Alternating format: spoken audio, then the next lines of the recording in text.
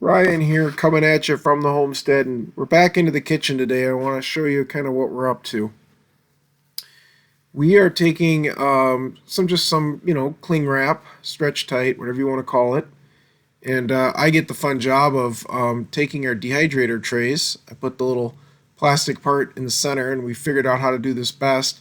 And I wrap it so that the top side is a complete piece, and that there's maybe a couple inches under each end. And I do this for all 20 of our trays. And basically what I'm doing, folks, is I'm prepping to make fruit roll-ups. It works out really, really good. Kind of a natural product here on the farm that we like to make. We've gotten good at this over the years, so I thought I'd kind of share it with you folks how we do this. We make in what we call a double batch. We make 20 trays of this, 2 sets of 10. That gives us 20 rolls. Today we're going to use our frozen cherry mush that we picked in June, and we're going to use some zucchini mush. Both of these have been frozen. The cherry is much harder than the zucchini is, and we're going to make our fruit roll-ups out of this. We're going to use the zucchini first. Now, zucchini doesn't get quite as hard in the freezer, which is kind of nice, so we can go right to the Vitamix with it and really mush it up. I'm going to put on the stove there behind my wife here the cherry mush, and we're just going to heat that a little so it's not quite so cold to mush up. Fill our Vitamix about half full, and then we just blend the crap out of it for a minute or two, and then we throw it in the crock pot. We're going to do this for all of it, all the zucchini. And for us, a double batch is an ice cream pail of zucchini and about 1 quart of fruit mush.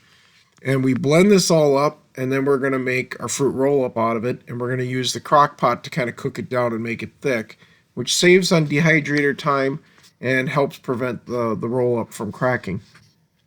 These are the only 2 ingredients, folks, just the cherries and the zucchini. You can make this out of applesauce. You can also make it out of zucchinis and raspberry. You can make it out of 100% raspberry. You also can make it out of zucchini and Juneberries. You can also use other fruit like peaches, apricots, strawberries. People always ask why we use the zucchini. Well, first of all, we have a lot of it. It's a fast-growing product here on the farm, and it stretches out our base, and it also dehydrates really well and helps us to get that kind of leathery texture, which is what we need. The fruit just ends up becoming the flavorant, which is good. By doing it this way, we save a lot of money, folks. 4 kids, 5 days a week eating lunches, especially during the school year, like their little 1-inch, because we cut these into 1-inch strips, fruit roll-ups in their lunches. And we'll take a single tray and cut it into like 10 1-inch strips. So a batch of these makes 20 trays, so you get 20 roll-ups, but those 20 roll-ups each cut into 8 to 10 pieces. So literally you can get, gosh, what is that? That's 20 roll-ups cut by 10. You can get 200 1-inch strips if you wanted out of a batch. And again, when you've got, say, kids eating 60 of these a week in their lunches, a month, in their lunches, we go through quite a few of them during the school year. Because I would say the 4 kids, so they eat 4 a day, for 5 days, that's 20, 4 times a month. Well, at least probably 3 times a month, or 3 weeks, a month. They probably go through 60 to 70 of these in a month. And if you do that, for 7 months, you go through a lot of them. Here we just did the cherries. We just Vitamixed them up quick, and we dump them right into that zucchini. And then this is all the ingredients that we need for it. That's it. Just a quart of fruit, Vitamixed up, and an ice cream pail of zucchini as our base. Now, if you want, folks, you don't like the taste as much, you can throw your cinnamon or your sugar or whatever you want into your fruit. But we don't need to. This is just the natural way we do it, and it works great. My bride here is just going to mix this up, and we're going to cook it down. Cooking it down could take anywhere from a few hours to half a day to a day. Just depends upon how watery of fruit and stuff you use.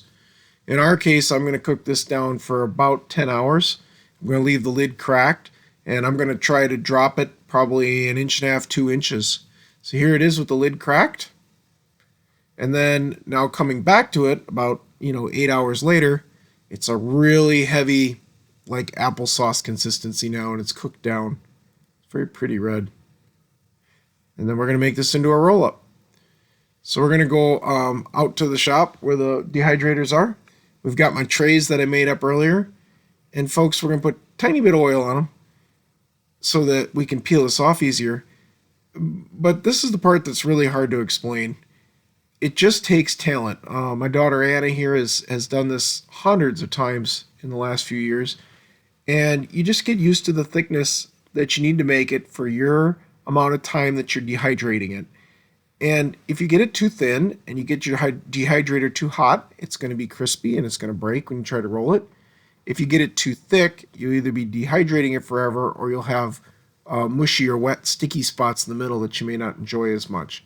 You really want that kind of leathery consistency where you can touch it, it doesn't stick to your finger, but it feels like it's tacky. And my daughter here and my bride, they're so good at doing it over the last few years that they just know the right amount to put on here. So I wish I could tell you there's a set amount. It really depends upon your dehydration time and so forth. We don't push it all the way to the edge. It will shrink up a bit, but we don't push it to the edge because it makes it easier for us to wrap up, and then we don't have fruit roll-ups sticking out the sides. This method works really good for us. We stick it in the hydrator. We do 10 trays at a time. And again, a batch makes 20 trays. The 20 pieces, each of them gives us 10, so we get 200 1-inch pieces. We freeze this in the whole sticks before we cut it, and then we just thaw the sticks as we need to and cut them up with a scissors right through the plastic and everything when we're ready to put them into the kids' lunches and stuff. And it works fantastic. Again, if you go through, for this family, 60 of these to 70 a month, and you do that for 7 months, you need about 500 little roll-ups, and this works fantastic. We save quite a bit of money. The kids really like them. I've taken them to ladies at work. They like them too. It's been good for us. So we just thought we'd share this nice recipe with you. So Anna Jane's going to set this up here. Now, temperature-wise, you'll see a lot of people online use between 100 and 120. I really do like the 140, and we'll set it up for a 14-hour run. We'll check it about 8 to 10 hours in and make sure we're not burning the edges or making it too crispy.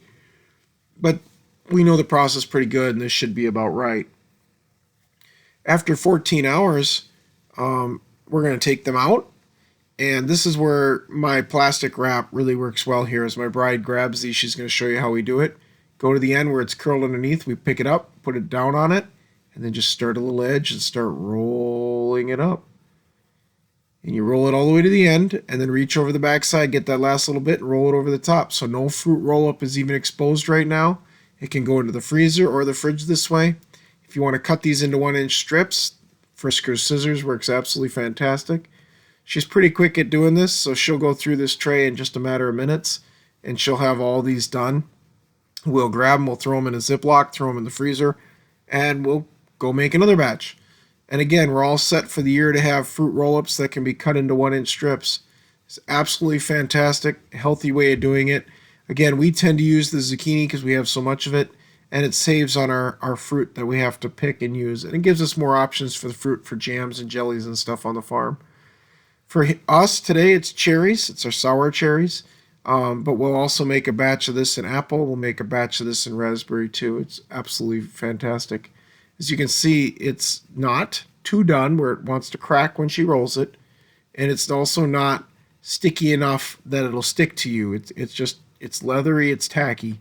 Another kind of way to think of this is you're kind of making like a fruit leather.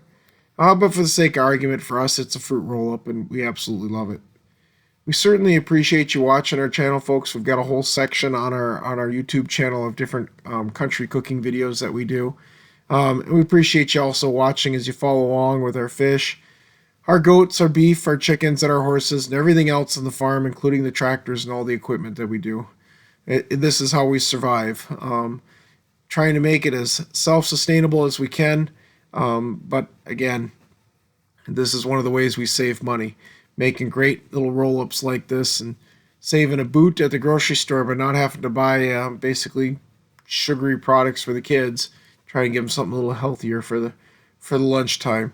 So there they are, folks. There's a set of these right out of the machine. I'll get these frozen up, and then when we thaw them, we'll cut them into 1-inch strips and we'll use them. We appreciate you watching, folks. Please like and subscribe and keep following our great homestead channel. Thank you.